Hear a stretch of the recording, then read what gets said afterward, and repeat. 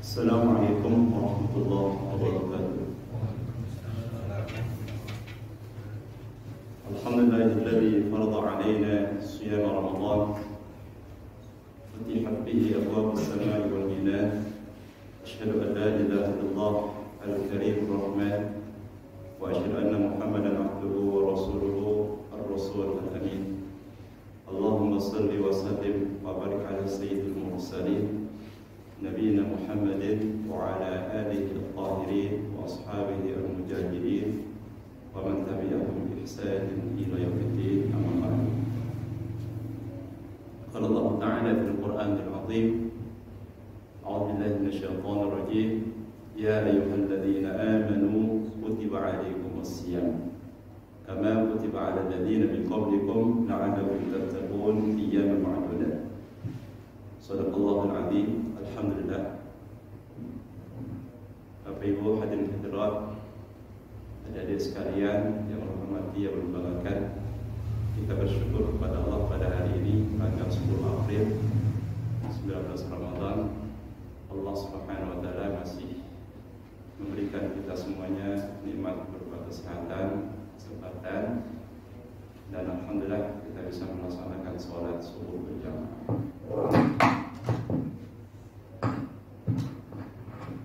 Dan juga pada hari ini kita sudah memasuki hari ke-19 Ramadan 1440 Hijriah.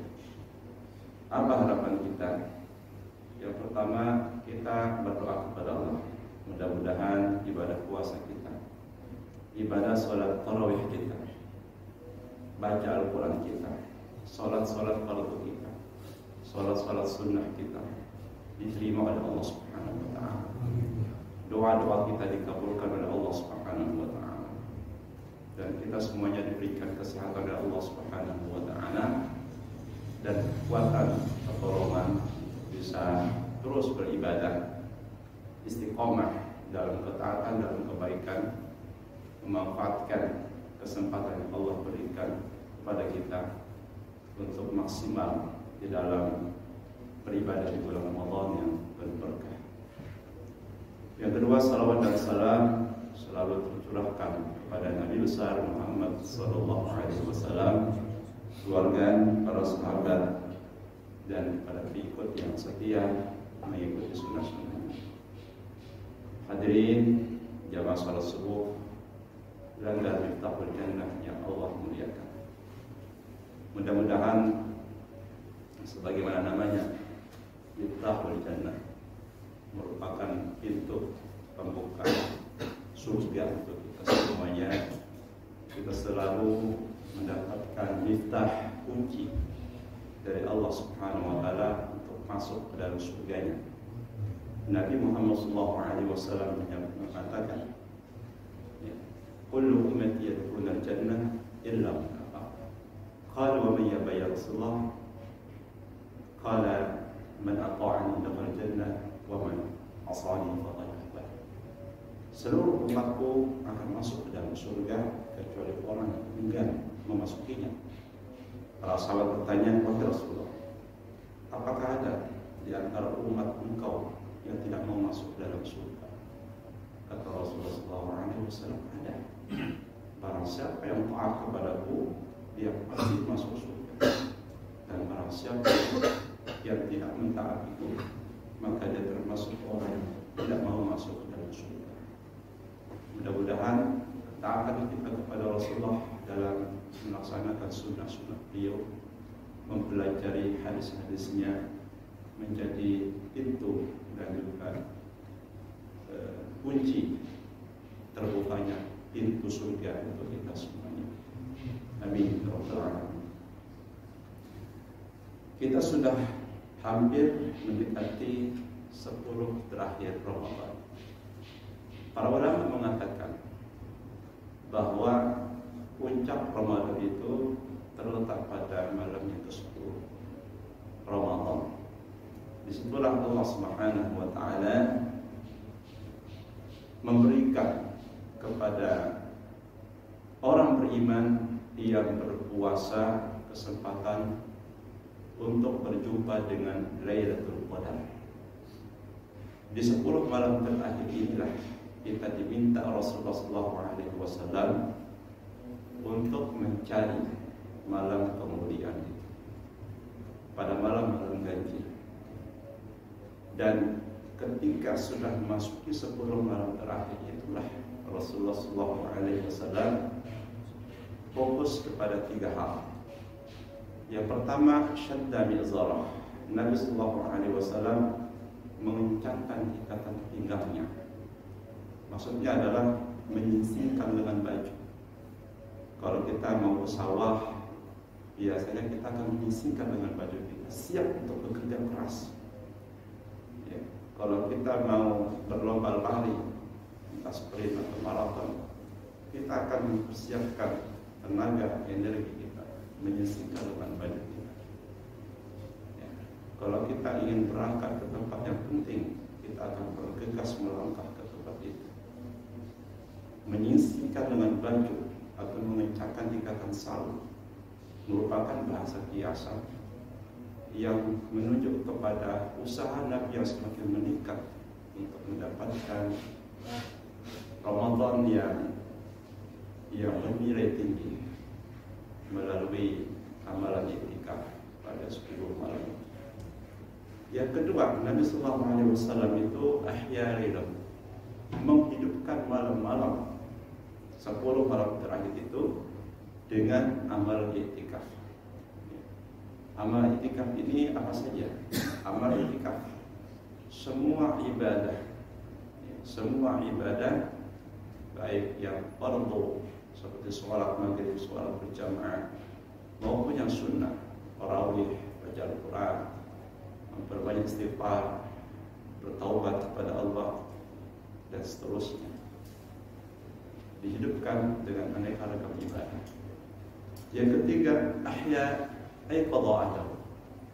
Nabi SAW itu membangunkan anggota keluarga.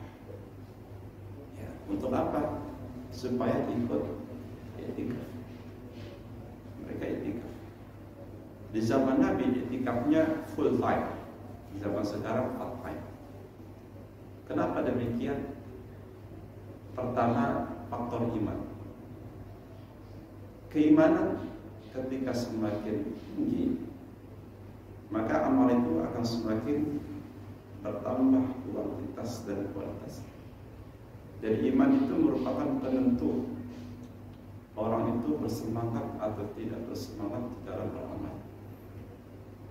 Makanya ulama mengatakan al-iman yazid wa yanqus, yazidu bil ta'ah wa yanqusu bil ma'siyah.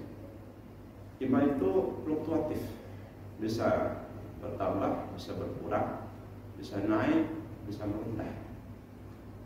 Dia naik dengan ketaatan dan turun dengan mudahnya berbuat maksiat. Jadi ketika iman itu naik, maka orang mudah untuk taat, mudah untuk mengerjakan amal-amal kebaikan, kebajikan. Tapi ketika menurun iman tersebut, maka sulit dan berat untuk beramal. Dia gampang untuk berbuat kebajikan. Itu dikarenakan faktor iman. Yang kedua, bisa dilihat dari sisi lain, bahwa untuk menambah amal, orang itu harus selalu mencas imannya. Kalau tidak, maka amalnya tidak bisa bertambah. Kalau dibiarkan begitu saja, yang terus berkurang terus. Bahkan ulama lain mengatakan wayadhhab, bisa hilang dari pegangan kita, iman itu bisa kehilangan iman kita. Nah, ini adalah indikator menurunnya amal disebabkan karena faktor melemahnya iman. Nah, kalau kita lihat sebagai satu ilustrasi, burung itu akan terus melipat kedua kakinya selama dia terbang. Atau pesawat itu, ketika dia lepas landas terbang, dia akan menutup seluruh rodanya. Ini adalah gambaran semangat menyingsingkan dengan baju, syadda izar, mengencangkan ikatan salur. tidak akan turun, tidak akan membuka kedua kakinya kalau burung itu belum mau mendarat. Maka artinya apa? Jangan kita kalah sebelum bertanding atau berkompetisi. Jangan kita meletakkan baju kita sebelum kita all out dalam perjuangan meraih apa yang kita inginkan, apa yang dijanjikan Allah dan Rasulnya. Dalam hadis yang sering disampaikan di awal Ramadan, Nabi Sallallahu Alaihi Wasallam itu menyampaikan, "Fihi lailatun khairun min alfi syahr." Di dalam Ramadan itu terdapat satu malam yang nilainya lebih baik dari 1000 bulan. Dan malam tersebut ada pada 10 malam terakhir. Maka jangan kita melepaskan pakaian kita kalau kita belum betul-betul all out, belum mengerahkan segenap usaha upaya kita untuk meraih malam kemuliaan. Karena Rasulullah melakukan 3 hal yang sangat mendasar. Beliau menghidupkan malam itu dengan ibadah, beliau bangunkan keluarganya, dan beliau kemudian mengencangkan ikatan sarung. Yang itu semuanya menunjukkan keseriusan dan perhatian besar Nabi kita terhadap peluang meraih Lailatul Qadar. Jamaah Allah Subhanahu wa taala muliakan. Di antara pelajaran penting yang bisa kita ambil dari Ramadan ini adalah ibadah yang kontinu atau ibadah yang istiqamah. Sampai kapan kita beribadah kepada Allah Subhanahu wa taala? Allah Subhanahu wa taala memberikan jawabannya di dalam surah Al-Hijr 99. Wa'bud rabbaka hatta ya'tiyakal yaqin. Sembahlah Allah Rabbmu sampai kematian mendatangimu. Jadi sampai kapan kita beribadah? Sampai kapan kita berjuang, beramal sampai mati, sampai meninggal dunia. Kenapa? Karena memang itu merupakan prinsip hidupnya seorang Muslim di atas dunia. Dia tidak hidup di dunia ini untuk dunianya, tapi untuk yang menciptakan dunia itu sendiri. Dia tidak hidup di dunia ini untuk mengabdi kepada nafsu, tapi dia mengabdi kepada yang menciptakan nafsu itu. Dia tidak hidup di dunia ini untuk bersenang-senang, tapi untuk bersusah payah untuk menyenangkan Tuhan. Itu prinsip kita sebagai seorang Muslim. Allah jelaskan dalam surah Al-Zariyat 56. Wa ma khalaqtul jinna wal insa illa liya'budun. Bahwa wahai jin dan manusia sekalian, aku tidak menciptakan kamu kecuali supaya kamu mengabdi kepadaku. Apakah ayat ini merupakan perintah atau sistem yang harus berlaku? Ayat ini merupakan perintah yang mengandung ujian, bukan merupakan sunnatullah, sistem kehidupan yang pasti berlaku pada jin dan manusia. Sebab bila demikian halnya, tidak ada jin dan manusia yang kafir.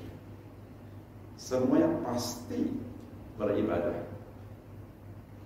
Namun pada saat kita melihat pada fakta kehidupan, banyak sekali manusia itu yang kufur, ingkar. Banyak jin yang kemudian juga tidak mau beriman. Berarti ayat itu maksudnya adalah perintah yang kebebasan untuk memilih antara menjadi hamba Allah atau tidak diserahkan kepada jin dan manusia. Buktinya apa? Buktinya firman Allah Subhanahu wa taala. Apa kata Allah Subhanahu wa taala? "Walau syi'na la'atayna kulla nafsin hudaha walakin haqqal qawl minni la'amla'anna jahannama minal jinnati wan nasi ajma'in." Dalam surah As-Sajdah Allah mengatakan, seandainya kami berkehendak pasti kami berikan pada setiap nafsu manusia, pada setiap manusia petunjuk untuk menjadi hamba Allah, petunjuk untuk menjadi Islam sebagai agamanya. Akan tapi sudah merupakan ketentuan dari kami bahwa kami akan memenuhi neraka jahanam itu dari jin dan manusia. Dalam ayat yang lain, walau syaa rabbuka la amana man fil ardi jami'an kulluhum. Seandainya Tuhanmu berkehendak, niscaya Dia akan menjadikan seluruh apa yang ada di muka bumi ini beriman kepada. Bahkan kalau Allah berkehendak, dalam sejarahnya Abu Thalib bisa masuk Islam. Fir'aun pasti akan mengikuti Musa. Namrud akan mengikuti Nabi Ibrahim. Qarun akan ikut Nabi Musa dan sebagainya. Tapi faktanya Qarun, Fir'aun, Namrud menentang para utusan Allah Subhanahu wa taala. Faktanya Abu Lahab mati dalam keadaan menentang ajaran yang dibawa oleh Nabi Muhammad SAW. Faktanya Abu Jahal demikian, mati dalam perang Badar. Berarti masuk ayat itu apa? Wa makhluk terjadi sadar. Maksudnya adalah ujian. Di antara manusia ada yang mau beriman. Di antara manusia ada yang tidak mau beriman. Maka Allah SWT tegaskan lagi dalam ayat yang lain. Faman syaa falyu'min wa man syaa falyakfur. Yang mau beriman silakan beriman, yang mau kufur silakan kufur. Dalam ayat la ikraha fiddin. Tidak ada paksaan dalam agama. Jadi Allah sendiri memberikan pilihan kepada manusia, menyerahkan untuk menjadi beriman atau sebaliknya kepada manusia. Padahal apakah Allah berkuasa untuk menjadikan semua makhluk itu beriman? Tentu berdasarkan ayat tadi sangat berkuasa. Contohnya apa? Wahsy, Hindun, Abu Sufyan, bahkan Asiyah istri Fir'aun. Sebaliknya, contoh yang tidak mau beriman, istri Nabi Nuh, istri Nabi Lut. Apa yang terjadi dengan Hindun? Hindun kalau kita baca dalam sejarah, itu istrinya Abu Sufyan, Hindun binti Utbah, seorang wanita yang terhormat, yang terpandang, yang pengaruhnya sangat besar, istri dari seorang tokoh besar, pemuka, salah satu pemuka Quraisy yang bernama Abu Sufyan. Dialah orang yang sangat mendendam kepada Nabi Muhammad, terutama kepada Hamzah, paman beliau. Di mana dalam perang Badar, Hamzah yang telah membunuh ayahnya Hindun, Utbah. Utbah ini dibunuh di tangan Hamzah dalam perang Badar. Maka Hindun sangat dendam kusyumat kepada Hamzah. Maka ketika meletus perang Uhud, Hindun ini menyuruh kepada Wahsy, menjanjikan wahai Wahsy, kalau kamu berhasil membunuh Hamzah, pembunuh ayah saya, maka saya akan merdekakan kamu. Karena Wahsy pada saat itu menjadi budak daripada Hindun. Budak Wahsy ini seorang yang sangat mahir memainkan tombak, tidak pernah meleset kalau dia kemudian menargetkan sesuatu. Maka dia pun dalam perang Uhud ikut. Cuma satu tujuannya, dia bukan untuk berperang. Dia cuma ingin menargetkan Hamzah. Setelah itu selesai tugasnya. Ternyata benar. Begitu dia berhasil membunuh Hamzah, di mana dia melempar lembing tombak yang kemudian mengenai di bawah pusarnya Hamzah menembus belakang. Hamzah menjadi sayyidus syuhada, yaitu penghulu para syuhada, penghulu para syuhada. Setelah itu apa? Hindun tidak cukup sampai di situ, belum terlampiaskan dendam kesumatnya terhadap Hamzah. Dia pun kemudian melubangi dadanya Hamzah dan dia mengorek, mengeluarkan jantungnya, kemudian dia mengunyah jantungnya dan memuntahkannya kembali. Rasulullah menangis melihat paman dalam kondisi demikian. Rasulullah bertanya. Ya. Maka ketika kemudian Allah berikan hidayah kepada Hindu. Allah berikan hidayah kepada Hindu. Ya, Hindu yang sangat dibenci oleh Nabi, tapi justru Allah berkehendak berbeda. Oleh sebab itu hidayah bukan milik kita. Kalau hidayah milik kita, ya, mungkin kita benci kepada orang yang kita benci. Tidak ingin hidayah itu ya, diberikan kepada orang yang kita benci. Itu manusiawi. Rasulullah SAW ketika melihat Hindu, ya, beliau sangat tidak ingin melihat wajahnya, karena selalu akan teringat dengan rahmatnya. Wahsy begitu. Wahsy kata Rasulullah, saya tidak ingin melihat wajah kamu. Tapi Wahsy masuk Islam. Makanya Wahsy itu punya gelar apa? Pembunuh orang terburuk sekaligus pembunuh orang terbaik. Orang terbaik yang dibunuh siapa? Hamzah. Orang terburuk yang dibunuh siapa? Musailamah al-Kadzdzab dalam perang Yamamah. Dalam perang Yamamah dia berjanji untuk membunuh Nabi palsu Musailamah al-Kadzdzab. Ada gelar pembunuh orang terbaik sekaligus orang terburuk.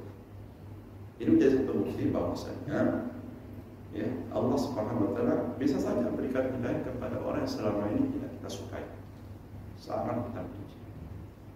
Ya. Sebaliknya, hidayah Allah jauhkan dari orang yang justru kita cintai. Ya. Justru kita harapkan dia mendapatkan hidayah. Tapi memang begitulah Allah Subhanahu wa taala, fa'ilun lima yurid. Allah melakukan apa saja yang Allah kehendaki.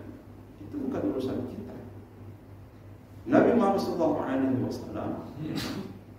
ketika mengirim sekitar 70 orang sahabat habis Quran, ahli qiraat, karena diminta oleh utusan satu suku, ya, ada 3 suku datang pada beliau, meminta untuk dikirimkan oleh beliau sahabat-sahabat ahli qiraat untuk mengajarkan kepada suku-suku tersebut al-Islam.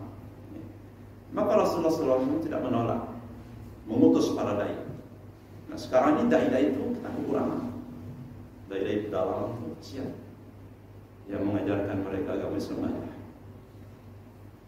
Tapi apa yang terjadi? 70 sahabat yang diutus dikirim oleh Nabi Sallallahu Alaihi Wasallam itu kepada 3 orang kabilah ini, suku, dikhianati dan dibantai semua. Dibantai semua apa ya? Nggak ibu ya, bapak-bapak. Habis dibantai, apa yang benar terjadi? Rasulullah SAW itu marah, dikhianati, dibantai, dikhianati, ya, dimakan. Maka Rasulullah SAW kunut, yang pernah dikenal dengan kunut nazilah, kunut yang dilakukan saat peristiwa yang menyedihkan dialami oleh kaum muslimin, seperti saudara-saudara di Palestina, atau di Suriah, atau di Yaman, atau di mana kemarin Myanmar, ya, yang menimpa kaum muslimin, ya, itu kita dianjurkan untuk kunut nazilah dalam seluruh salat fardu kita, subuh, zuhur, asar, maghrib, isya, kunut. Tapi mungkin karena orang sedikit baca, orang akan menganggapnya aneh, gitu kan? Jadi ketika edukasi kepada masyarakat itu minim, kan? Itu orang menganggap agamanya sendiri aneh. Padahal yang aneh bukan agama, kau sendiri yang tidak belajar. Azan dan apa azannya? Azan itu yang diambil oleh mazhab Syafi'i. Itu azan yang syahadatnya itu diulangi lagi, Pak. Kalau itu dipraktikkan, ya, itu bisa geger, Pak. Asyhadu an la ilaha illallah, asyhadu anna Rasulullah, asyhadu anna Rasulullah, diulangi. Asyhadu an la dengan suara lebih tinggi lagi malah. Coba praktek. Geger. Padahal itu merupakan azan yang ada hadisnya juga dan menjadi mazhab Syafi'i. Syafi'i maksudnya, ya, yang diambil dari Ibnu Mahdurah yang meriwayatkan hadis dengan mengulang 2 kalimat syahadat. Nah, itu kan sedikitnya minim Pak. Coba kalau sering baca. Ya. Maka Rasulullah SAW kunut 3 bulan, kunut nasional. Sampai ayatnya turun dalam firman Allah, ya, dalam surah Al-Imran itu, ya kurang lebih artinya tidak ada urusan. Wahai Muhammad, kamu nggak punya urusan dengan mereka yang bunuh 70 orang sahabatmu. Artinya apa? Allah Subhanahu Wa Taala maha berkehendak apapun yang Allah lakukan. Kita nggak bisa membendung kalau hidayah itu kemudian Allah berikan kepada orang-orang yang justru tidak kita sukai. Ya. Dan Allah Subhanahu Wa Taala kemudian tidak berikan hidayah kepada orang yang justru kita cintai, sayang. Seperti Abu Thalib. Apakah Rasulullah SAW tidak sayang kepada Allah? Sangat luar biasa, mencintai mamanya sebagai seorang manusia. Tapi mengapa justru kepada orang yang sangat beliau cintai hidayah itu tidak datang? Tapi justru datang kepada orang yang sangat beliau benci, Wahsy dan Hindu. Itu persoalan. Supaya pelajaran dari sini adalah pasrah dengan takdir Allah. Musibah-musibah yang terjadi kepada kita, ya, makanya Allah ingatkan wa'asa tuhibbu syai'an wa huwa syarrun lakum wa'asa an takrahu syai'an wa huwa syarrun lakum wallahu ya'lamu wa antum la ta'lamun. Boleh jadi ketika kalian membenci sesuatu, hal itu lebih baik buat kamu, dan boleh jadi ketika kamu menyukai sesuatu itu lebih buruk buat kamu. Allah lebih tahu, kamu nggak tahu apa-apa. Ya. Ramadan bagi sebagian kalangan berat, beban. Ya. Bagi sebagian orang ketika sudah tinggal separuh lagi, mereka berlebaran. Ya. Berlebaran. Di satu kampung itu kalau Ramadan itu tinggal 2 hari, mereka sudah makan minum. Ya. Dan melanggar tentu ini adalah pelanggaran berat. Dalam riwayat, ya, orang itu berbuka tanpa uzur syar'i tidak bisa digantikan puasa seumur hidup.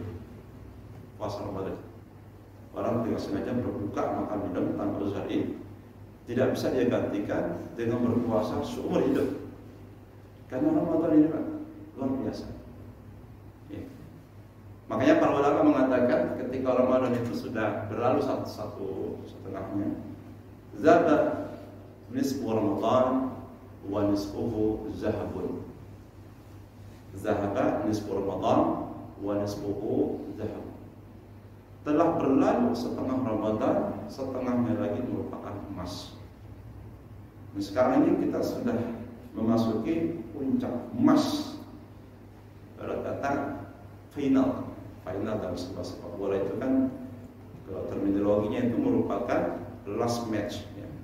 Pertandingan terakhir di mana setiap pemain dari 2 klub akan mengerahkan segenap kemampuan dan potensi yang dimiliki. Untuk apa? Menjadi pemenang dalam final tersebut, karena the last match. Nah, kalau kita sudah masuk 10 menit terakhir itu the last match. The last match, Pak. Rasulullah itu ayqadha ahdahu, syadda min sarahu. Kemudian ahyana itu. Kenapa? Karena the last match tadi. Bawain keluarganya, hidupin malamnya, mengencangkan ikatan sahur. Itu pasal biasa. Rasul lebih giat. Bahkan Rasulullah SAW bertadarus dengan malaikat Jibril ketika di tahun wafatnya di bulan Ramadan itu 2 kali. Setiap Ramadan beliau tadarus 1 kali biasa. Tapi pada tahun beliau wafat, beliau bertadarus sama Jibril sebanyak 2 kali. Bahkan pada tahun beliau wafat, beliau iktikaf 20 hari, 20 malam. Artinya apa? Semakin meningkat, semakin bertambah semangat. Begitu Rasulullah SAW, seorang yang maksum, ya, makhluk yang paling Allah cintai di atas muka bumi ini, maka di langit, ya, tetapi ibadahnya paling hebat. Lalu kita masuk surga, ibadahnya biasa-biasa saja, ya kan? Bayar dosa, ibadah sedikit, bahkan meninggalkan kewajiban, melakukan sebagian larangan, mau masuk surga. Rasulullah tahajud sampai bengkak kedua kakinya, berjuang dengan fisik perangkat dan harta bendanya. Tidak makan berturut-turut 3 malam. Ya. Itu Rasulullah SAW masuk, tapi masih mau berjuang. Ya. Sehingga Aisyah itu Pak heran sama Nabi. Ya Rasulullah, bukankah engkau masuk? Ya. Dosamu yang berlalu diampuni, yang akan datang juga diampuni Allah Ta'ala. Apa kata Rasulullah menjawab? Afala akunu 'abdan syakura. Wahai Aisyah, tidakkah aku pantas menjadi hambanya yang bersyukur? Jadi ibadah Nabi itu adalah ibadah yang tingkatan tertinggi, ibadah karena bersyukur kepada Allah. Imam Ghazali itu membagi 3 ibadah. Motivasi manusia dalam beribadah kepada Allah itu ada 3 hal yang memotivasi dia. Pertama, ibadahnya seorang budak. Bagaimana ibadahnya seorang budak? Ibadahnya orang budak itu dia takut kepada tuannya kalau tidak melaksanakan perintah tuannya. Itu ibadah yang paling rendah justru kedudukannya. Kenapa sholat? Takut neraka. Boleh nggak? Boleh sekali, luar biasa. Ibadahnya orang awam, ya. Takut pada kesakor. Masalah aku bisa qalu lam nakum minal musallin. Ya. Apa namanya? Penduduk neraka ditanya, neraka sakor, kenapa kamu menjadi penghuni neraka sakor? Mereka menjawab, dulu waktu di dunia kami tidak pernah sholat, meninggalkan sholat. Ini hati-hati. Meninggalkan sholat itu, kata para ulama, lebih besar dosanya daripada dosa zina. Lebih besar dosanya daripada dosa zina. Kenapa ya? Karena memang itu merupakan hak Allah Subhanahu. Ketika Umar bin Khattab radhiyallahu anhu syahid, ya, meninggal dunia syahid di tangan seorang siapa namanya, Abu Lu'lu'ah al-Majusi. Abu Lu'lu'ah al-Majusi, seorang yang berkebangsaan Persia, ketika mengimami sholat subuh. Ya. Umar bin Khattab ketika mengimami sholat subuh rakaat kedua itu, tiba-tiba masuk jauh ke tengah-tengah seorang yang memegang hinjir. Hinjir itu ibaratnya pisau kecil bermata 2. Pisau kecil bermata 2. Lalu ditusuk tembus ke selangkangan Umar bin Khattab radhiyallahu. Ketika dibawa ke rumahnya, dia tanya, siapa yang bunuh saya? Siapa yang bunuh saya? Kata Ibnu Umar putranya, engkau dibunuh oleh Abu Lu'lu'ah al-Majusi. Orang Majusi Pak, menyembah api. Ya. Maka apa kata Umar? Segala puji bagi Allah yang telah mentakdirkan terbunuhnya Umar di tangan seorang yang tidak pernah sujud dahinya untuk Allah. Itulah. Kata beliau lagi apa? La hadda fil Islam liman khalaqa as-shalah. Tidak ada bagian apapun, tidak ada apapun dalam agama Islam bagi orang yang meninggalkan sholat. Hak muslim Pak, ada 5 Pak. Ya. Disolati jenazahnya, diantar ke kuburan, ya kan, kafani, kemudian kalau sakit dicenguk, ya kan, dan lain sebagainya. Kalau kita beri salam untuk berjalan ke salam, yang hilang sekarang itu taslimul khassah, memberi salam hanya kepada orang yang kita kenal atau kepada kalangan tertentu yang satu pemikiran sepaham. Kalau nggak sepaham kayaknya nggak salam deh. Mohon maaf ya, sebagian jemaah dan seperti itu Pak. Nggak salam karena nggak sepaham sama dia. Mohon maaf kalau nggak kalau nggak cingkrang celananya itu nggak salam Pak sama kita Pak. Kalau nggak berjemaah nggak salam. Atau kalau nggak ngaji di gurunya itu nggak mau salam. Nah itu tuh taslimul khassah kata Nabi terjadi sekarang. Dia mau salam kalau sama sesama mereka. Kalau di luar kelompok kan nggak mau salam sama kita. Yang dia lihat apa? Kaki kita yang lihat. Kalau banjir baru kalau kebanjiran. Tapi kalau turun, nah itu nggak mau sudah. Jadi yang menentukan itu celaka, repot juga lagi. Hadirin Allah muliakan. Nah jadi apa namanya? Inilah yang terjadi. Meninggalkan sholat karena sibuk berdata. Sibuk berdata. Ya. Bahkan mungkin menunda-nunda itu parah lagi. Wailul lil musallin. Celaka ya, bagi orang-orang yang sholat. Ini orang-orang yang kayak kita yang sholat saja hati-hati. Satu peringatan dari Allah Subhanahu wa taala. Wail itu kalau dalam tafsir Ibnu Katsir itu nama dari sebuah lembah yang berada di jurang neraka paling bawah. Yang seandainya seluruh gunung di bumi ini dihempaskan ke lembah tersebut langsung hancur luluh lantak. Itu kita diancam oleh Allah dengan lembah. Artinya bisa kemungkinan orang kayak kita ini masuk ke situ. Nauzubillah. Kenapa? Alladzina hum an sholatihim sahun. Ya, orang yang lalai, bukan orang yang meninggalkan sholat. Apalagi yang meninggalkan sholat, yang lalai saja dapat ancaman, dapat peringatan keras.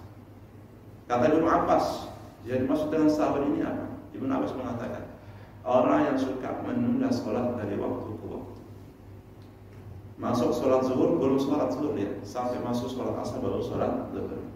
Masuk asar nggak langsung sholat asar, masuk maghrib baru sholat asar, begitu seterusnya. Sudah habis waktunya baru sholat. Naudzubillah. Jadi ini sholat dosa besar, lebih besar daripada dosa sini. Makanya Allah sebutkan kriteria dosa besar itu apabila ancamannya disebutkan dalam ayat Al-Quran. Masalahkum fi saqar. Riba dosa besar karena diancam dalam Al-Quran Karim, dalam hadis Nabi sallallahu alaihi wasallam. Bahkan dengan sangat tegas Allah mengatakan wa ahadallahu al-bai'a wa harrama riba. Jelas sekali. Dalam hadis Nabi, ya, 1 rupiah yang kamu dapatkan dari pekerjaan riba itu dosanya lebih berat dari 36 kali berzina.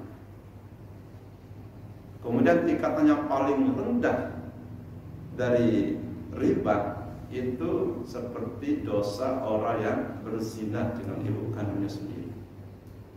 Itu jahiliyah Pak, zaman dulu Pak. Orang kawin dengan ibu kandungnya sendiri ketika bapaknya meninggal atau pisah, dia kawin sama ibu kandungnya sendiri. Itu budaya jahiliyah. Kalau ada sekarang berarti masih ada juga. Banyak jahiliyah. Kawin. Sekarang apa? Misalnya aborsi, ya, karena ibaratnya terjadi eksiden, kecelakaan di luar nikah. Apa yang orang lakukan? Tidak pikir panjang, langsung aborsi. Jahiliyah itu aborsi, Pak. Ya. Membunuh manusia ketika masih bayi. Kenapa? Kalau di jahiliyah yang dibunuh itu adalah bayi perempuan. Nah sekarang banyak orang yang suka dengan anak perempuan. Di jahiliyah dibunuh perempuan karena dalam pandangan budaya jahiliyah anak perempuan itu tidak bisa diadarkan, tidak mendapatkan hak waris, ya. Dan ketika ketika berperang tidak bisa dianggap diadarkan berperang membela suku, sehingga mereka itu menjadi kaum yang termarginalkan, tersingkirkan. Kalau laki-laki mereka bangga.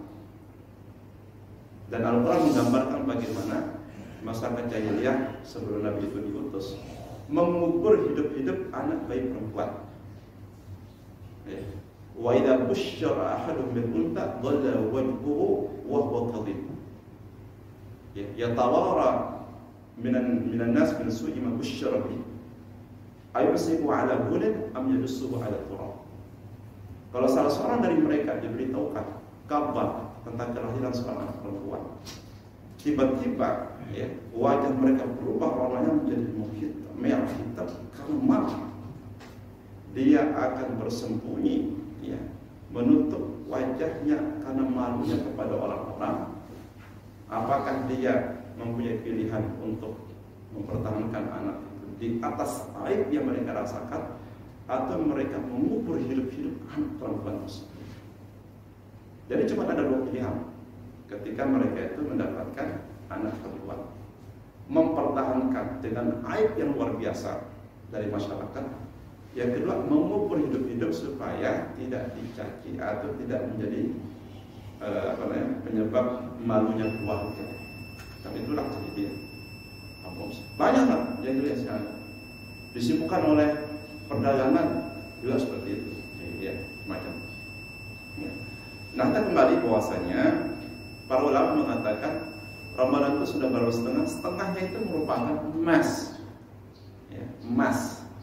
Nah, kalau emas itu kan orang pasti bayangannya, mindsetnya itu apa? Mindsetnya akan bekerja atau berlari untuk mendapatkan emas. Ya, emas itu sekarang nggak kelihatan, tapi dari kiamat akan kelihatan. Dari kiamat akan kelihatan. Apa ujar Nabi Sallallahu Alaihi Wasallam? Lisa'imi farhatan yafrahuhuma, yafrah inda fitri wa yafrah inda liqa'i rabbih. Orang yang berpuasa itu mendapatkan dua kesenangan. Yang pertama senang ketika berbuka puasa, ya. Dan yang kedua adalah senang ketika berjumpa dengan Allah membawa pahala puasanya. Kalau perlihatkan Pak nanti di hari kiamat, ya, ternyata pahala puasa besar sekali, besar sekali. Sampai ada satu riwayat, ada dua orang sahabat Nabi, yang satu berperang di jalan Allah, artinya dia bertempur sampai syahid. Kawannya satu lagi diberi umur setahun kemudian sampai berjumpa dengan Ramadan tahun berikutnya. Kemudian ada sahabat yang meriwayatkan hadis ini bermimpi kedua sahabat ini. Satu yang berperang itu ditunda masuk surga. Dua orang temannya ini ketika di pintu surga, yang meninggal setahun kemudian itu justru masuk ke surga lebih dulu. Yang meninggal setahun kemudian masuk surga lebih dulu. Yang syahid justru masuk surganya setelah kawannya itu masuk surga belakangan. Padahal mati syahid itu dijamin 7 perkara. Mati syahid itu mendapatkan 7 perkara. Salah satunya jalan tol surga, nggak pakai hisab. Dan ketika di atas sirat itu larinya seperti kilat, dan cahayanya itu seperti cahaya rembulan. Kemudian dia bisa memberikan syafaat untuk anggota keluarganya. Kemudian diperlihatkan tempatnya, ya, berupa surga sebelum darahnya menetes ke bumi. Terus dan sebagainya. Tapi justru masuk surganya belakangan. Kata Rasul, bukankah dia diberikan umur setahun kemudian berjumpa dengan Ramadan, sholat, ini dan itu dan sebagainya. Artinya Ramadan ini Pak luar biasa. Ya, kalau kita sudah diberikan kesempatan seperti ini dan ketika sudah berakhir, ya, sudah akhir itu, maka kita berdoa. Doa ya Pak, ya muqallibal qulub, tsabbit qalbi ala dinik. Wahai Engkau ya Allah yang Maha membolak-balikan hati manusia, teguhkan, kuatkan hati kami untuk senantiasa berpegang teguh dengan agama. Wa ya musarrifal qulub, sarrif qalbi ila ta'atik. Ya Allah yang Maha membalikkan hati, ya, palingkan hati kami untuk senantiasa taat kepada Engkau. Karena godaan di luar, ya.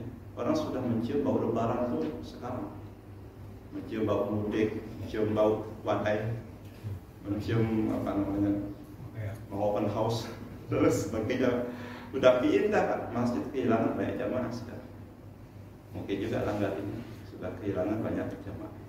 Kemana? Dicari jamaah yang hilang. Ternyata setelah dicari di mall Pak. Artinya apa? Itu godaan itu bisa menghambat kita. Maka kita doain, Rabbana la tuzigh qulubana ba'da idh hadaitana wa hab lana min ladunka rahmah. Kita mohon kepada Allah agar hati kita tidak dipalingkan setelah Allah berikan kita hadiah berupa Ramadan ini, kesempatan emas untuk meraih pahala yang sebesar-besarnya, yang melimpah ruah. Jangan disia-siakan dengan memalingkan hati kita ke tempat-tempat lain selain masjid, selain langgar. Boleh saja kita ke sana untuk keluar mungkin nuker ini nuker sekedarnya. Tapi kalau sampai buang waktu 1 jam berjam-jam di situ, giliran ke masjid malah nggak akan lama, itu persoalan di situ. Ya. Katanya berbagi balance, ya, antara urusan akhirat dengan urusan dunia. Ternyata faktanya nggak seperti itu. Kalau urusan dunia kita nggak kerasa, ya. Padahal kita 10 jam di mall, cepat sekali. Begitu kita di masjid, pola sekali gitu. Itu adalah manusiawi atau nafsunya di situ ya, terbukti bahwasanya manusia itu diciptakan sebagai makhluk yang tergesa-gesa. Khuliqal insan min ajal. Manusia itu ingin cepat-cepat gitu, ingin cepat-cepat dapat balasan, ingin cepat-cepat ya mengerjakan urusan akhirat, tapi kalau urusan dunia itu ininya lebih lama. Ya. Nah begitulah kemudian kita menyikapinya. Ya, kita banyak berdoa yang mukhaliful qulub, tsabbit qalbi ala dinik, wa yusarriful qulub, sarrif qulubana ala ta'atik. Rabbana la tuzigh qulubana ba'da idh hadaytana dan seterusnya. Dan berdoa kepada Allah Subhanahu wa taala karena memang banyak godaan seperti itu. Iklan-iklan sudah pada muncul. Apalagi yang punya televisi, alhamdulillah di rumah nggak ada televisi, tapi ada YouTube. Nah itu masalahnya. Nonton YouTube yang kelihatan iklan itu. Nah, jadi repot juga, ya. Nggak ada pilihan. Pilihannya apa? Doa kepada Allah.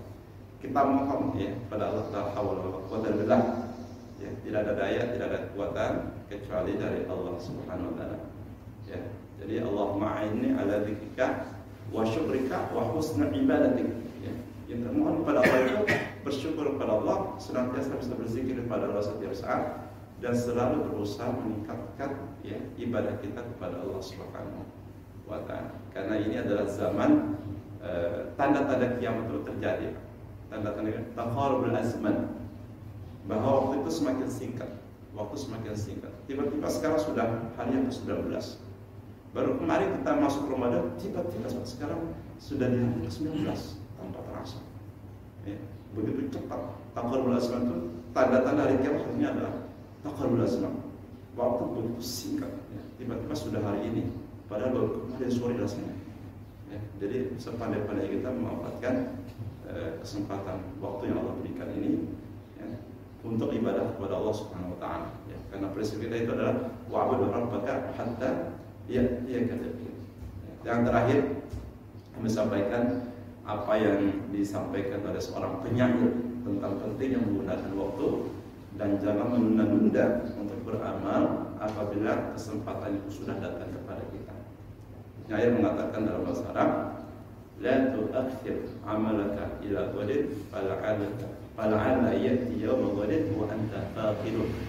Jangan pernah berpikir menunda pekerjaan, menunda amal ibadah sampai esok hari. Boleh jadi esok hari datang sementara kamu sudah tidak ada. Jadi kita memang jangan menunda-nunda ya. Boleh jadi saat kita menunda kita meninggal. Ya. Boleh jadi ya amalan mana yang kita kerjakan kita nggak tahu mana yang diterima.